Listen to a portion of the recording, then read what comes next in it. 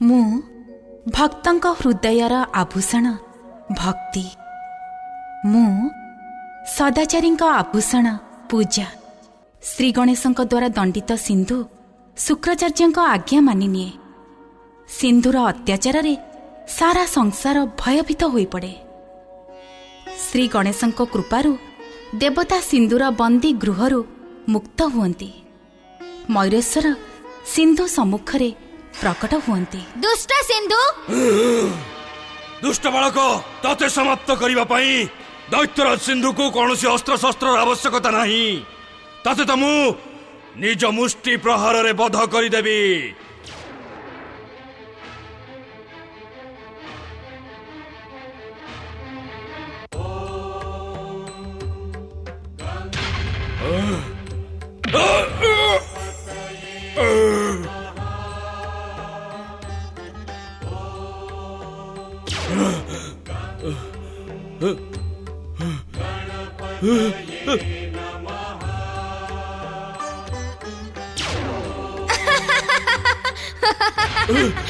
निजर जो अमर बर प्राप्त शक्ति पाई तू अहंकार करुतलु मूर्ख। ता मोर गोटे प्रहार रे तोठु दूर को चली गला। एबे भी समय अछि दुष्ट, मते तो चिन्हि ने। तोर अंत करिबा पई मो परम देव श्री महागणेशଙ୍କ इच्छा रे ए मयूरेश्वर अवतार धारण करिछि। मोर बर प्राप्त शक्ति नष्ट होई पारे, किंतु मोर दानव शक्ति केबे भी मोर पीछा छाड़ी पारिबनी। मु मोर दानव शक्ति रे तते समाप्त कर देबी। ए जाय तो मु तते तोर पत्नी वरुणाखीर परम देव श्री महागणेश को आराधना जोगु क्षमा करी आसुतिले दुष्ट, किंतु एबे तार आराधना पई तोर दुष्टामी अधिक बढ़ी जाईछि। तेणु मु सेई परम देव श्री महागणेश को स्मरण करी तोर ए दुष्टामी को अंत करूछि।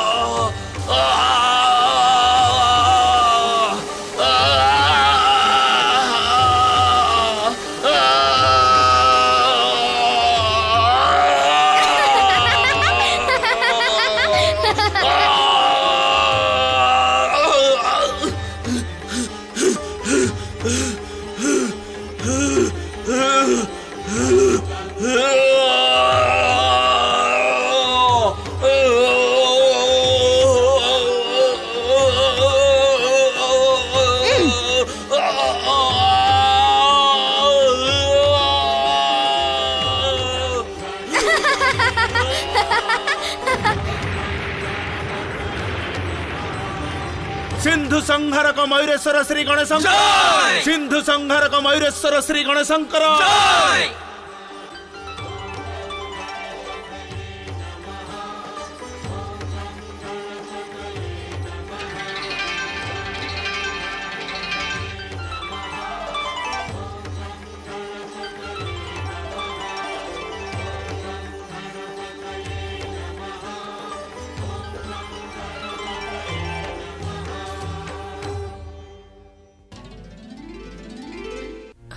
पुत्र महोत्कट, तू कौन निज माता को त्याग करदेलु?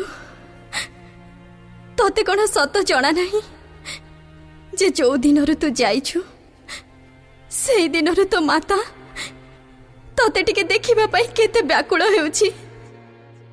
एते कठोर काहेकि पुत्र?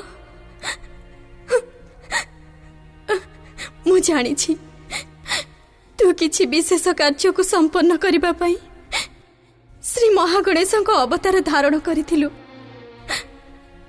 मते गौरव आ मातार सुख प्रदान करिबा पई तुम पुत्र होइथिलु।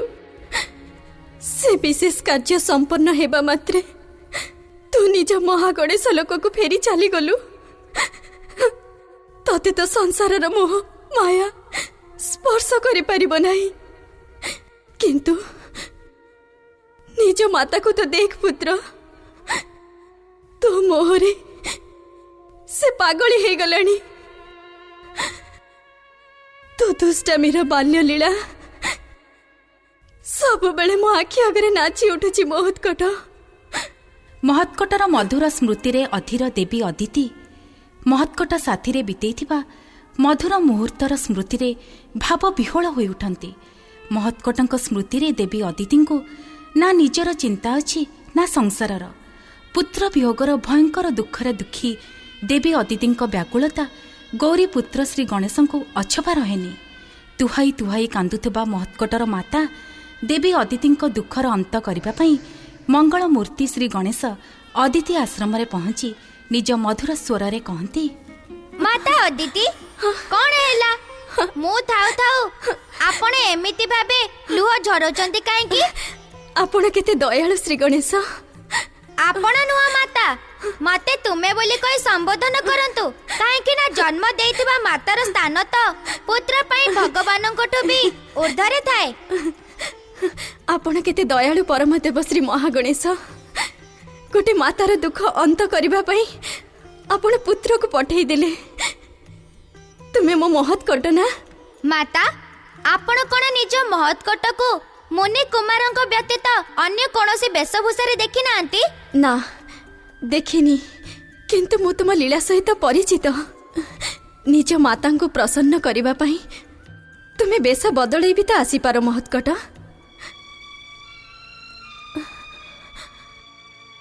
तुमे कोन मो महत्कट नुह?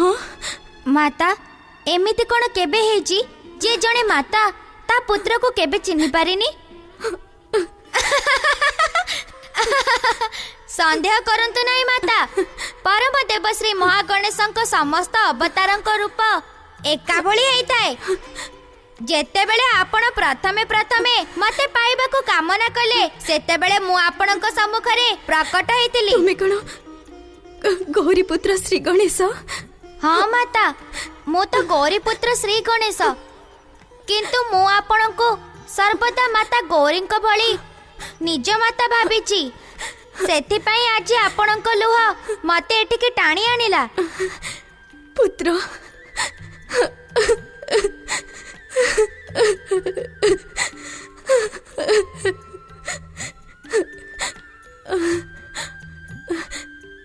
तुमे मते केते भल पाउछ गजानन, किंतु किंतु कौन माता? एबे तुमे एठू जीवा कथा कहिबनी तो?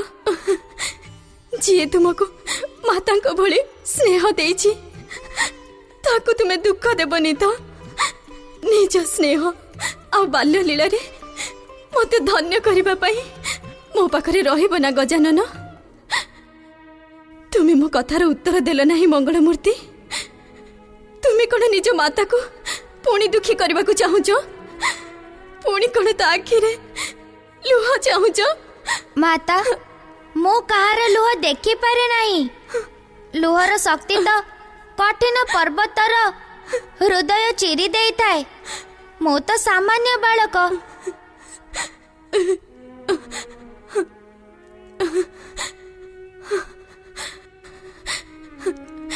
गौरी पुत्र, ये मो प्रश्नर उत्तर नुहे।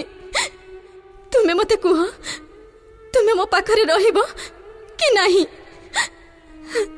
क्षमा करंतु माता, मो माता गौरींकठू आज्ञा नै आसी नथिली। सत्य तो एया जे तुम आखिर बहुत लुह मते माता गौरींकठू आज्ञा नेबा को समय देला नाही। दौड़ी चली आसिली एबे मते मातांको आज्ञा नेबाकू कैलासकू तो जिबाकू पड़िबो। तुम्हें कैलास गले तुमको माता पार्वती फेरी आसवाक देबेनी। कांदंतुनी माता कांदंतुनी, जदि आपण कांदंती तेबे मते भी कांद लागिबो। मो ऊपर विश्वास रखंतु माता, मो कथा मानंतु। मो माता को शीघ्र मने एठी की फेरी आसीबी।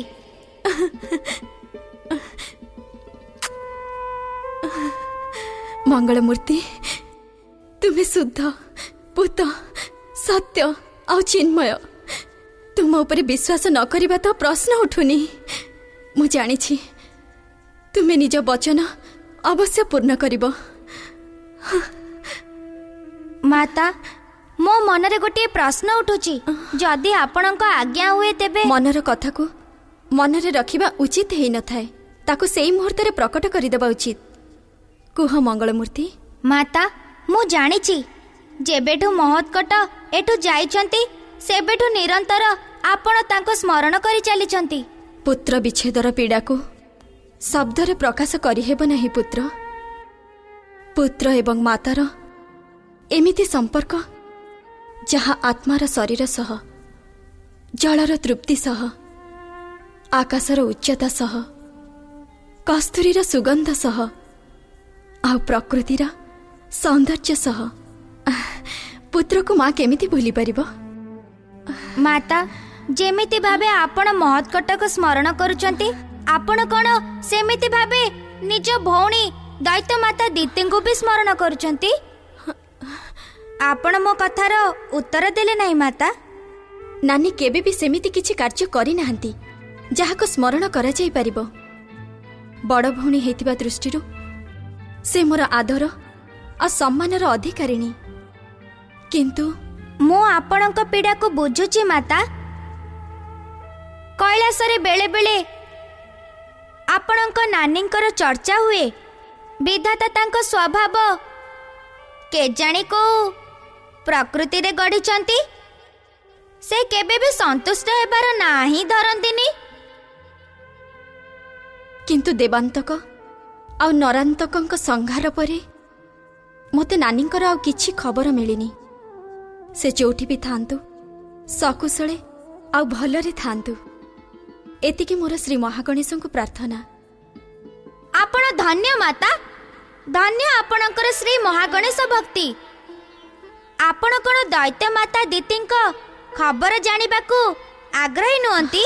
जदि तांक जीवन उपरे किछि संकट थाए तेबे मु अवश्य आग्रही। दैत्य माता दिति ए मुहूर्तरे निज पौत्र तारकासुरर पुत्रंक वर प्राप्त महलरे निवास करूछंती। तारकाक्ष, कमलाक्ष, विद्युतमाली आउ शाम्बुकी तांको यथा संभव प्रसन्न रखिबाकू प्रयास करूछंती। पुत्र पौत्रंक सुख प्राप्त करी नानी ए मुहूर्तरे अवश्य प्रसन्न थिबे। प्रसन्न तो से हुआंतिनी।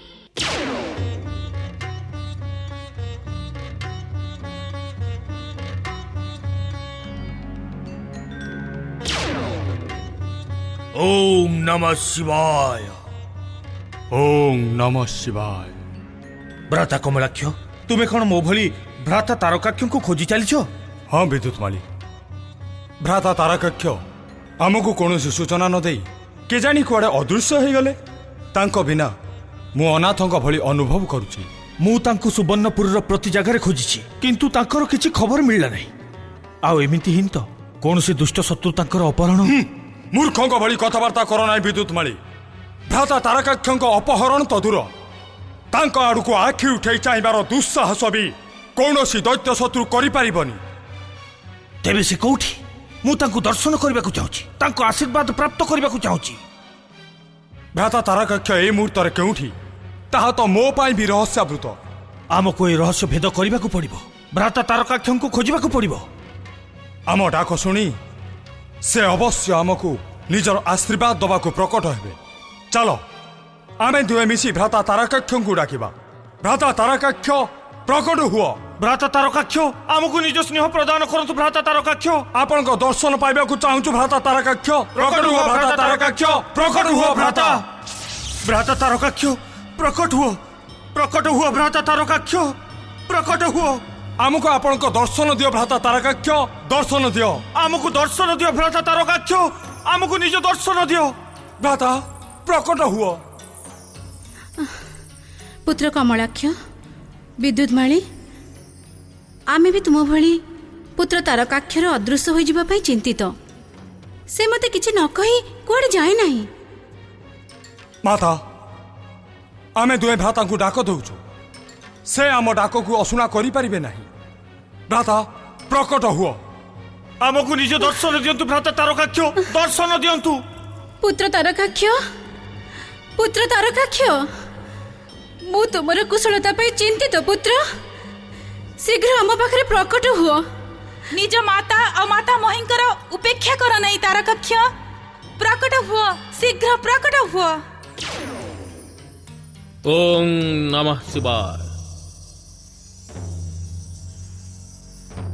मूर्खंक भली जेते भी डाकी चली था तुम चारि जण किंतु तुम डाक शुणी वर प्राप्त तारकाक्ष एठी प्रकट हेबनी